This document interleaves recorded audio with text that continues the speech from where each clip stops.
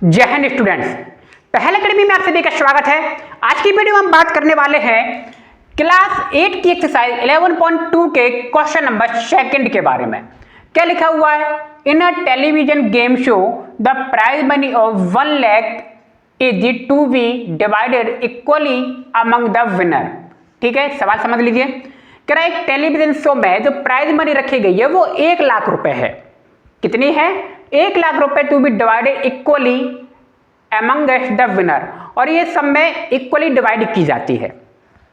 कैसे equally divide का मतलब समझ में आ रहा है? 1 lakh prize money total 1 lakh रुपए ही है। अब ये तो मान लीजिए अगर एक विनर हुआ तो 1 लाख रुपए की प्राइज मनी मिलेगी। अगर 2 विनर हुए तो प्राइज मनी 1 ही लाख है, लेकिन 2 विनर को फिर कितने मिलेंगे? 50,000, तभी वो 1 लाख रुपए होगा। यानी कि प्राइज मनी आपकी फिक्स है, ये बात आपको समझनी है। Clear?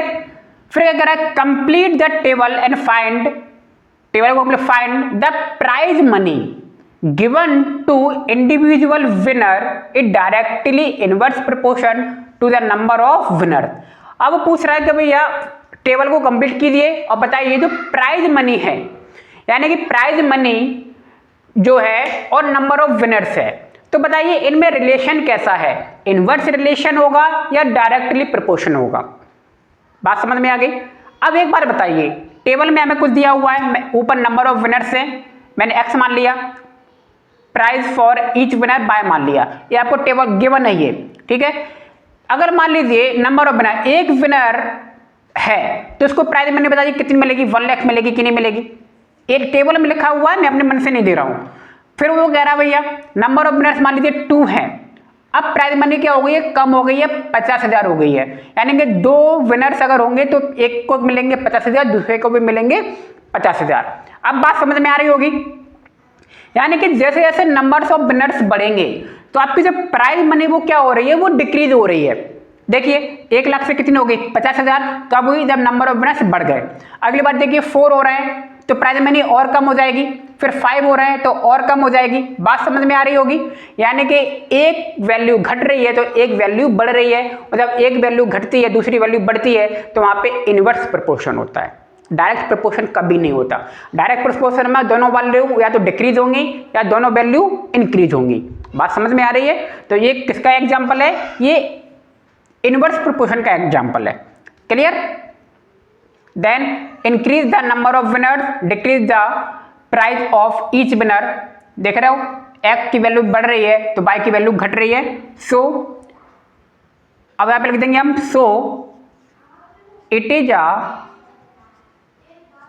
Inverse proportion. Inverse proportion, ठीक है, इंक्रीज द विनर। इसके बाद हम एक लाइन लिखेंगे, it is a inverse proportion.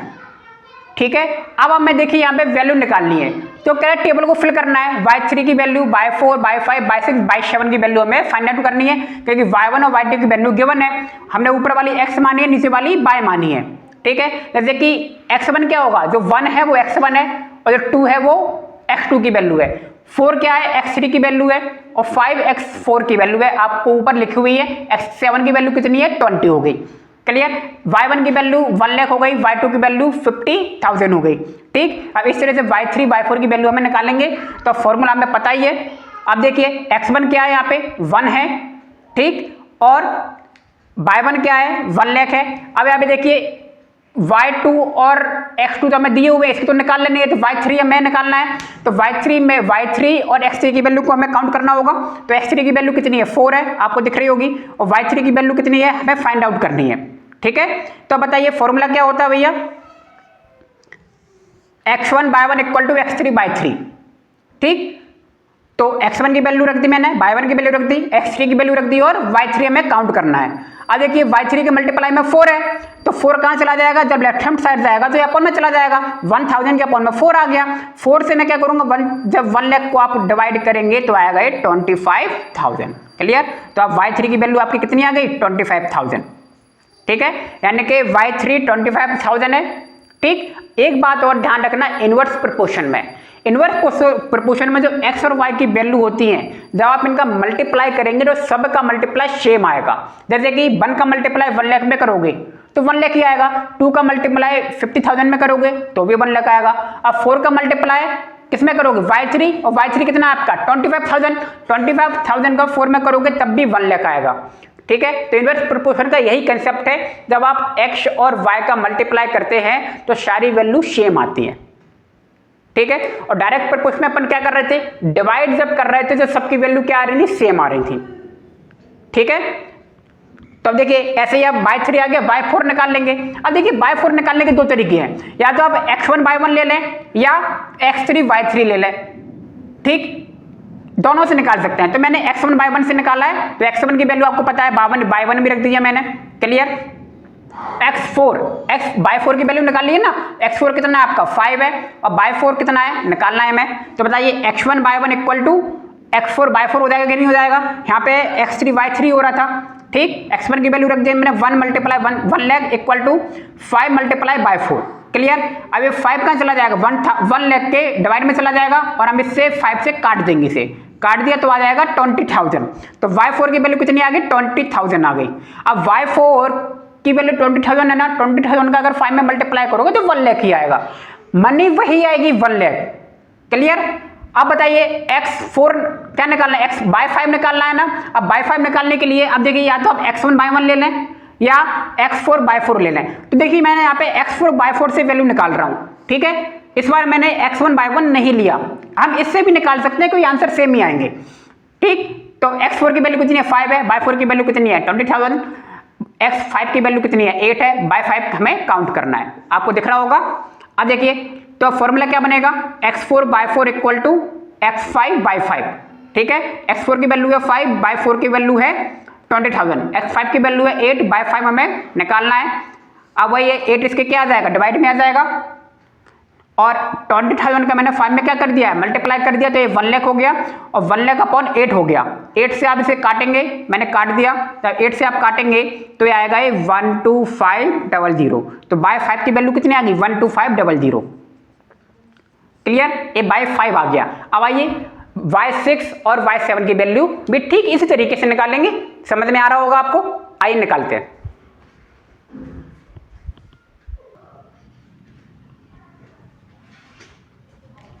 अब देखिए बाय 5 की वैल्यू हमने निकाल ली थी, कितना आई थी 12500। आइए बाय 6 की वैल्यू निकालें। तो बाय 6 की वैल्यू के लिए मैं क्या करूंगा, x5 और बाय 5 में ले लेता हूं। तो x5 की वैल्यू कितनी है 8, और बाय 5 की वैल्यू कितनी है 12500। x6 की वैल्यू कितनी है 10, और बाय 6 हमें निकालना है। फॉर्मूला क्या बनेगा, xy by 5 equal to x6 by 6। x5 by 5 की वैल्यू रख दी मैंने 8 multiply 12500 equal to 10 multiply by 6। ठीक है, अब देखिए 10 क्या है, मल्टीप्लाई में है ना, तो लेफ्ट हैंड साइड में जाएगा तो क्या जाएगा, अपोन में चला जाएगा। किसके अपोन में जाएगा, 8 मल्टीप्लाई 12500 अपॉन 10 हो गया, ये बाय 6 इक्वल टू 0 0 कैंसिल हो गया। तो बाय 6 की वैल्यू क्या आ गई 10,000। अब मल्टीप्लाई करेंगे 10,000 आ गई बाय 6 की वैल्यू। अब मुझे बाय 7 की वैल्यू चाहिए, तो अब बताइए बाय 7 की वैल्यू मैं x1 x2 x3 x4 x5 x6 किसी में से कोई भी वैल्यू ले लूं, ठीक है, आंसर सेम नहीं आएगा। मैंने इस बार क्या किया है, चाहे आप x1 ले लें और y1 ले लें तब भी आंसर सेम आएगा, क्योंकि x7 y7 तो आपको लेना ही लेना है। आप x2 y2 की जगह पे x1 y1 कर सकते हैं, x2 y2 कर सकते हैं, x3 y3 कर सकते हैं, है ना, x6 y6 भी कर सकते हैं, जो आपका मन करे वो कर सकते हैं। यानी कि x2 y2 की जगह आप चेंज कर सकते हो, लेकिन x7 y7 फिक्स रहेंगे। क्लियर, आप क्या करेंगे, multiply x2 y2 equal to x7 by7 हो गया, वैल्यू रख दी दोनों, x2 की वैल्यू 2 है, y2 की वैल्यू 50,000 इक्वल टू x7 कितना है आपका 20 है, 20 इक्वल मल्टीप्लाई बाय 7। अब y7 इक्वल टू क्या हो जाएगा 2 मल्टीप्लाई 50,000 अपॉन 20 हो गया, 0 0 कैंसिल, और ये 2 से 2 कैंसिल, क्या बचा 5,000। तो बाय 7 की वैल्यू कितनी आ गई 5,000। यानी कि आप देख रहे हैं जैसे जैसे नंबर ऑफ मिनट्स बड़े हैं, आपकी जो प्राइस है वो क्या हो रही है, धीरे धीरे इंडिविजुअल डिक्रीज होती चली जा रही है। ठीक है, हर व्यक्ति को कम देख रहे हो, यहाँ पे 5 लोग थे, अब क्या करेंगे, सारा हो गया, सारी वैल्यू निकल आई है। अब नीचे हम क्या करेंगे, टेबल बना देंगे और सारी वैल्यू उसमें फिल कर देंगे। तो आइए फिल करते हैं। टेबल आपकी देखिए यही रहेगी पूरी की पूरी, ठीक है, x1 y1 अपन हटा देते हैं, ये तो हमने मेजर कर लिए थे।